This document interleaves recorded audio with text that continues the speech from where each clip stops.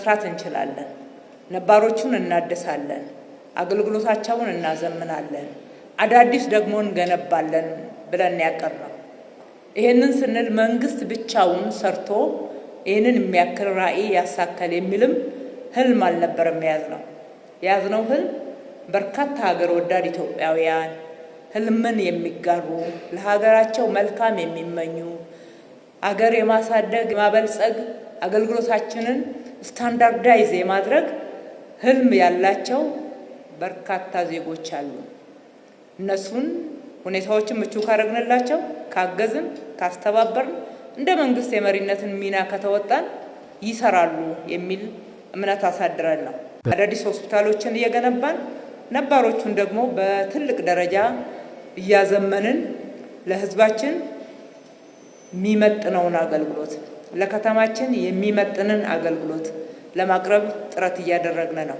በአዲስ አበባ ተርሸሪ አገልግሎት መስጠት የሚችሉ 3 ሆስፒታሎችን እንደ መንግስት አዳዲስ ሆስፒታሎች ማለት ነው ገንብተን እያደረስን ያለነው። አብረን በመስራት ሀገራችንን የሜዲካል ቱሪዝም መዳረሻ እናርግ፣ ለህዝባችን የላቀ አገልግሎት እንስጥ። የሀባሪ ሜዲካል ፕላዛ ላይ ብዙ ልብን የሚያሞቁ እጅግ ደስ የሚያሰኙ ዜናዎች ሰምተናል። ፈጣን አገልግሎት በመስጠት በተለይም ደግሞ የዘመኑ ቴክኖሎጂ በመጠቀም በኩል በባለሙያም በሕክምና መሳሪያዎችም የተደረገውን ዝግጅት የተደረገውን ከፍተኛ አገልግሎት ለመስጠት ያለውን ዝግጁነት ሰምተናል። በምንዞርበትም ወቅት ተመልክተናል። እጅግ በጣም ደስ ያሰኘናል። በሚቀጥለውም በምታረጉት ጥረቶች ውስጥ ለመስራት አልቃችሁ አገልግሎታችሁን ለህዝባችሁ ለማድረስ በምታረጉት ጥረት ውስጥ የከተማ አስተዳደሩ አብሯችሁ ነው ያለው። መንግስት ብቻውን የጤና አገልግሎትን ሸፍኖ ለህብረተሰባችን ጠቅላላ የጤና አገልግሎት ማድረስ እንደማይችል መንግስታችን ያምናል፣ ሁላችንም እናውቃለን፣ ዓለምም ይህንን ይመሰክራል። ያንን ማድረግ እንድንችል ግን የመንግስት የግሉ ዘርፍ የሁሉም ባለድርሻ አካላት ትብብር መቀመጥ እንዳለበት በግልጽ የሚያስቀምጥ ነው።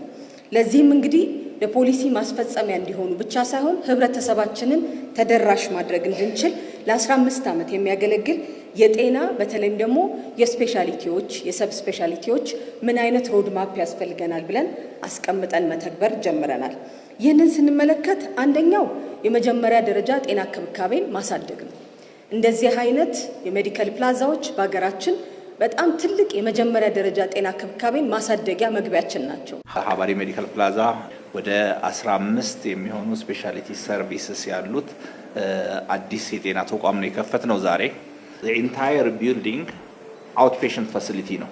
ሜዲካል ቱሪዝምን ሪቨርስ ለማድረግ በብዛት ወደ ውጭ የሚሄደውን ታካሚ አገሩ ውስጥ የሚታከምበት ሁኔታ አሬንጅ ለማድረግ ነው የጀመርነው።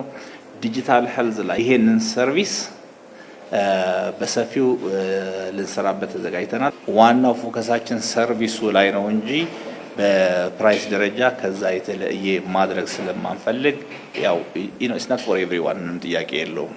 ግን ካሉን የጤና ተቋማት ጋር በይዘቱና በእንቱን ለየት ቢልም ክፍያው ላይ አንድ ነው ያደረግነው።